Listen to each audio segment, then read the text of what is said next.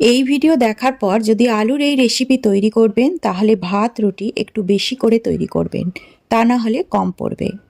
আলুর দম, আলুর মশলা, আলুর তরকারি অনেকভাবে তৈরি করেছেন, তবে এইভাবে আলুর তরকারি তৈরি করবেন, দেখবেন বাড়ির সবাই ভালো লাগবে। তাই ভিডিওটা সম্পূর্ণ দেখবেন, আর ভিডিওটা ভালো লাগলে লাইক করবেন আর চ্যানেলটিকে সাবস্ক্রাইব করবেন, আর ফেসবুক থেকে দেখে থাকলে ফলো করবেন। নমস্কার, আজকে আরও একটি নতুন রেসিপিতে আপনাদের সবাইকে স্বাগত।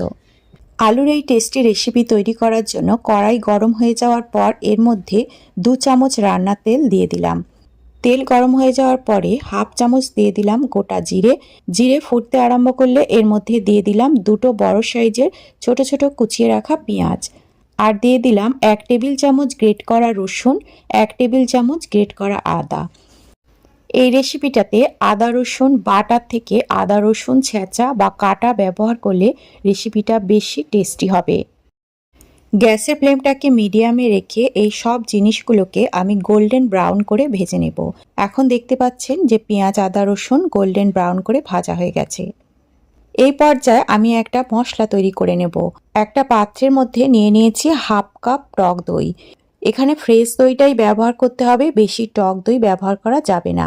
এর সাথে দিয়ে দিচ্ছি ছোট চামচের 1 চামচ হলুদ গুঁড়ো, 1 চামচ জিরের গুঁড়ো, 1/4 চামচ লঙ্কার গুঁড়ো, 1/4 চামচ কাশ্মীরি লঙ্কার গুঁড়ো, হাফ চামচ গোলমরিচ গুঁড়ো, আর এর সঙ্গে দিয়ে দিলাম স্বাদ অনুযায়ী নুন।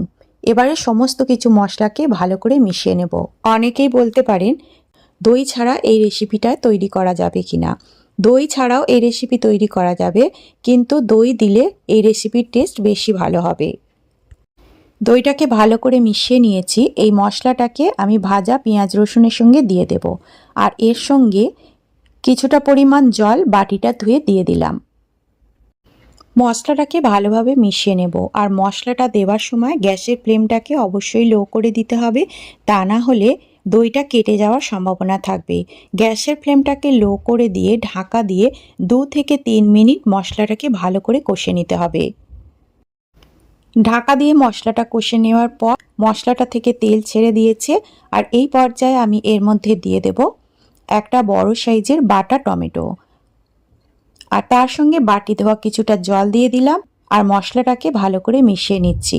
অনেকে হয়তো ভাবতে পারেন টক দই এবং টমেটো দুটো দেওয়ার ফলে তরকারিটা টক হয়ে যাবে। একেবারেই হবে না। আমি যেহেতু ফ্রেশ দই নিয়েছি তার জন্য টক হওয়ার কোনো সম্ভাবনা থাকবে না। মশলা মেশানো হয়ে গেছে, এবারে ঢাকা দিয়ে গ্যাসের ফ্লেম স্লো করে 4 থেকে 5 মিনিট মশলাটাকে কষে নেব। মশলাটাকে কষতে কষতে অন্য একটা ফ্রাইং প্যানের মধ্যে আমি আর একটা প্রিপারেশন করে নিচ্ছি। ফ্রাইং প্যান গরম করে এর মধ্যে দিয়ে দিচ্ছি 1 টেবিল চামচ মতো রিফাইন্ড অয়েল। তেল গরম হয়ে যাওয়ার পর এর মধ্যে দিয়ে দিচ্ছি একটা বড় সাইজের পেঁয়াজ কুচি এবং ক্যাপসিকাম কুচি। পেঁয়াজ আর ক্যাপসিকামটাকে আমি লম্বা লম্বা করে কেটে নিয়েছি। পেঁয়াজ আর ক্যাপসিকামটাকে হাই ফ্লেমে রেখে ভেজে নেব, তবে বেশি ভাজবো না। কালার চেঞ্জ হওয়া পর্যন্ত নাড়াচাড়া করে ভেজে নেব।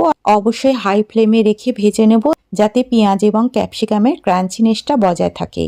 এখন দেখুন পেঁয়াজ এবং ক্যাপসিকামের কালার চেঞ্জ হয়ে গেছে। এখন আমি এর পর্যায়ে দিয়ে দিচ্ছি সেদ্ধ আলু। এখানে আমি 500 গ্রাম আলু সেদ্ধ করে নিয়ে তারপরে চৌকো চৌকো টুকরো করে কেটে নিয়েছি। আলুটা দিয়ে এর মধ্যে দিয়ে দিচ্ছি 1 টেবিল চামচ মতো কসুরি মেথি। কসুরি মেথিটাকে ড্রাই রোস্ট করে নিয়ে গুঁড়ো করে নিয়েছি। তারপরে দিয়ে দিলাম স্বাদ অনুযায়ী নুন। এবারে সমস্ত কিছু হাই ফ্লেমে রেখে বেশ ভালো করে 2 থেকে 3 মিনিট সময় ধরে ভেজে নেব। নুনটাকে ক্যাপসিকাম আর পেঁয়াজ ভেজে নিয়ে তারপরে দিতে হবে, তা না হলে জল বেরিয়ে যাবে, ওগুলো ভালো করে ভাজা যাবে না। আলুর সঙ্গে ক্যাপসিকাম আর পেঁয়াজ, কাসুরি মেথি এবং নুন দিয়ে বেশ ভালো করে ভেজে নিয়েছি। যেরকম আমি আপনাদের বলেছি, আলুর তরকারি তো অনেক রকমভাবে বানিয়েছেন, একবার এরকমভাবে বানাবেন, দেখবেন একদম নতুন লাগবে। রুটি হোক, পরোটা হোক, কুলচা হোক, নান হোক, সবার সঙ্গে খুব ভালো লাগবে। এবারে দেখুন 2 থেকে 3 মিনিট হাই ফ্লেমে সব কিছু আমি ভেজে নিয়েছি। এখন এটা রেডি হয়ে গেছে, সাইডে রেখে দেব। এখন আমি মশলাটাকে চেক করে নিচ্ছি। দেখুন মশলা খুব ভালোভাবে কষা হয়ে গেছে, তেল ছেড়ে দিয়েছে, আর মশলাটার কালারটাও খুব সুন্দর এসেছে। এই স্টেজে ভেজে রাখা আলু, ক্যাপসিকাম এবং পেঁয়াজটাকে এর মধ্যে দিয়ে দিচ্ছি। আর মশলার সঙ্গে সব কিছুকে আরও একবার ভালো করে মিশিয়ে নিচ্ছি। আমি এখানে 500 গ্রাম আলু নিয়েছি, সেই অনুপাতে মশলা নিয়েছি।